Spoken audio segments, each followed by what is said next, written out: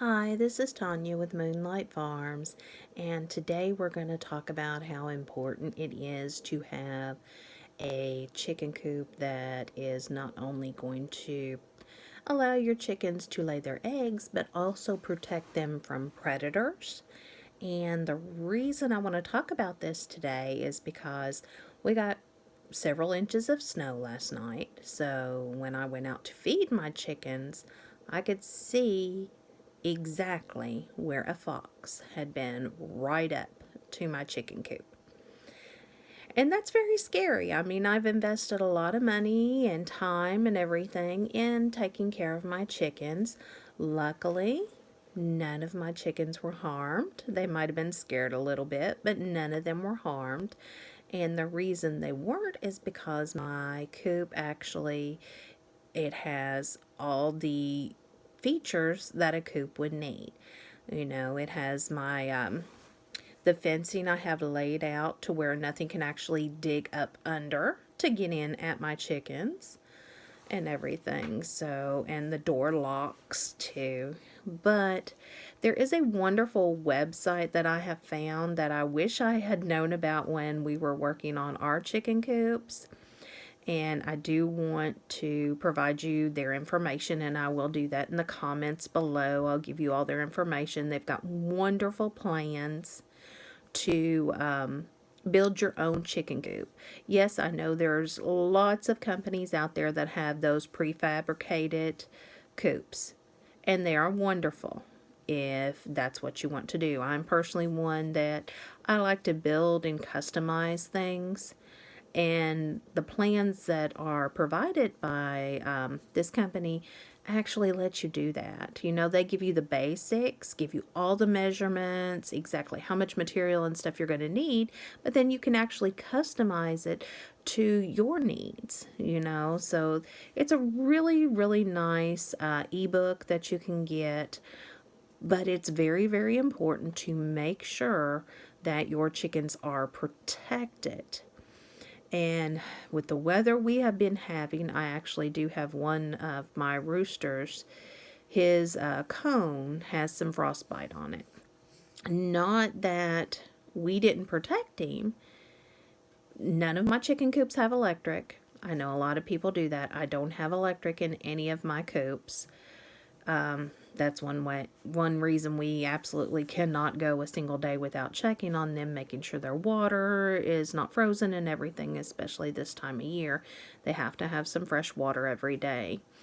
And not only that, checking on them to make sure, like today with having the fox issue, make sure everybody's okay, and collecting our eggs.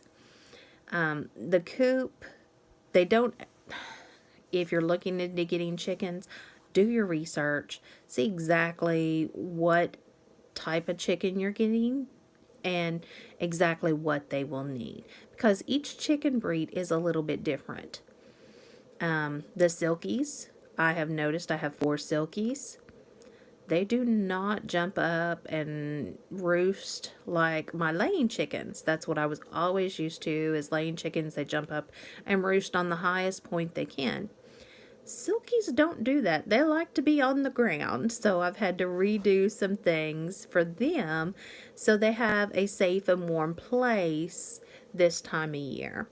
You know, you don't just want them laying on the cold dirt and everything. You want to give them a place to not only lay their eggs, but also to sleep and be comfortable at night. You want to be comfortable at night too, don't you? Well, the chickens want to be comfortable at night too. But my rooster, one of my laying roosters, he actually has some frostbite on his cone, and he will probably lose part of his cone. He is fine. We're treating him. He's doing good. But in the area he's in, we had to actually enclose them and keep them from going out, because I think at night he was actually staying out all night.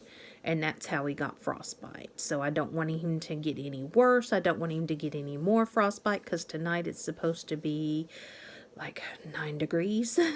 So tomorrow, thankfully, it's supposed to start warming up, and in a few days it's supposed to be back up into the 60s again. You have to love Kentucky weather. But make sure that you do your research. You see exactly what type of feed you need to purchase for your chickens. I actually mix some of my own feed. I use cracked corn. Then I also use some wild bird seed for the protein and everything for them. And I add mealworms and sunflower seeds, and they absolutely love it.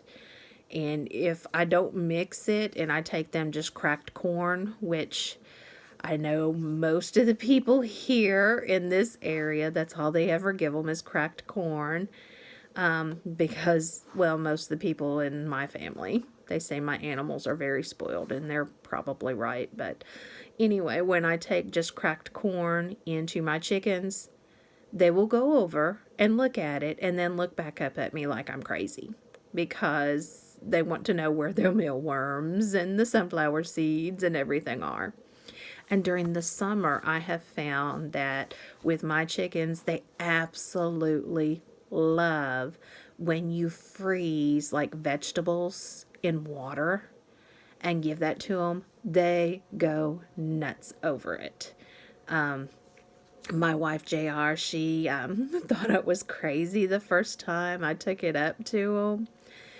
And she's like, they're not going to want that. They're not going to bother with that. And they started pecking at it. And then the next time I took it up, how excited they got. And by the third or fourth time when I took it up during the summertime for them, she was like, these chickens are freaking crazy.